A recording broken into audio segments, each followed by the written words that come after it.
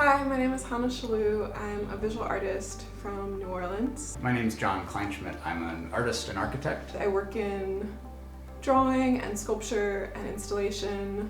And I work in, primarily in sketchbooks. I carry my studio with me.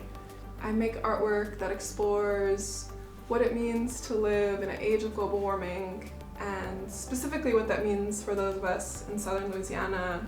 I think my work is driven by an obsession and a curiosity with the hidden stories of places. Why is that street crooked like that? Or why is that mound there?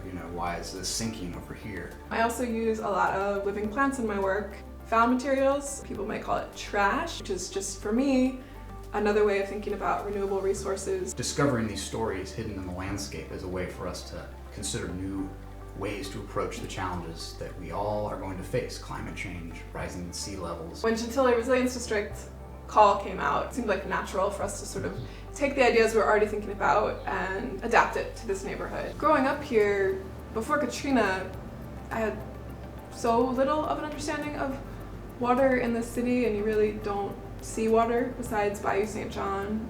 In a city that's so close to water in its kind of fortunes and history as New Orleans, when that water is hidden behind giant concrete walls or buried underground, you lose that clue to answer that question: where are you? We thought about the idea of sort of using the language of pipes and this hidden infrastructure and sort of making that visible.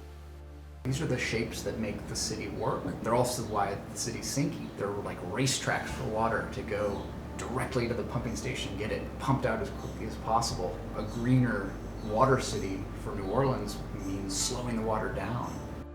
This is a drawing where we're sort of taking a cross-section of a pipe, the kind of pipe that might be underground, and then what if that's a pathway? So you're walking through it. We're imagining that you're walking sort of along that neutral ground. You're walking maybe under structures or over structures, or structures are kind of, maybe a pipe is sideways, more like a column, and there's plants growing out of it. Experiencing this drainage that we never see, like this infrastructure that is like why our city is possible and like why Gentilly is possible. But then also the heights of these different structures are corresponding to different heights that tell you where you are. Wanting to reanimate these pipes, incorporating living plants so that they would not be static, or not just be like these pieces of concrete, but over time might get grown over by vines or different ferns or sort of low maintenance, drought tolerant, like Louisiana plants. This project has a relationship with S&WB, so maybe they can give us some of these pipes, but maybe we would also kind of cast some of these shapes ourselves and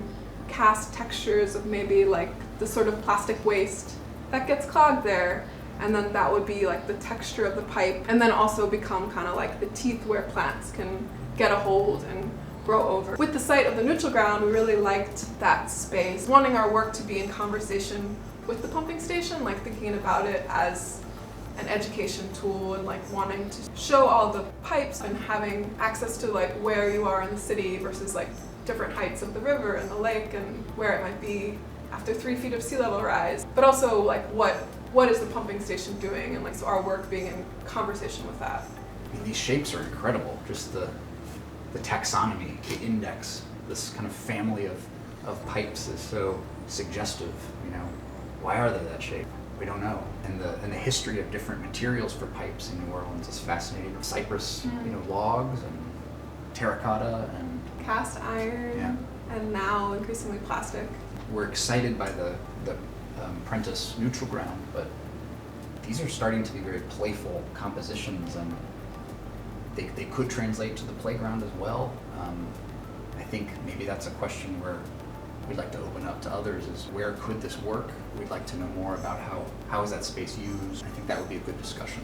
We're also curious, do people know this? Do people know that the highest high of the Mississippi River is 28 feet above the ground in this part of Gentilly? The juxtaposition of live oak trees above a buried concrete culvert carrying drainage water to a pumping station it's amazing. I mean, tree roots in a way are a system of conveying water, but we're talking about vascular systems, and our drainage system ought to be more like the roots of a tree that distribute water more evenly, and doesn't all just get channeled to a pumping station. So I think that's a perfect encapsulation of where the city must go. You know, straight lines are not the answer. It's going to be a squiggle. You know, we need to take time for the water to get to where it's going, to take energy away from it, to slow it down.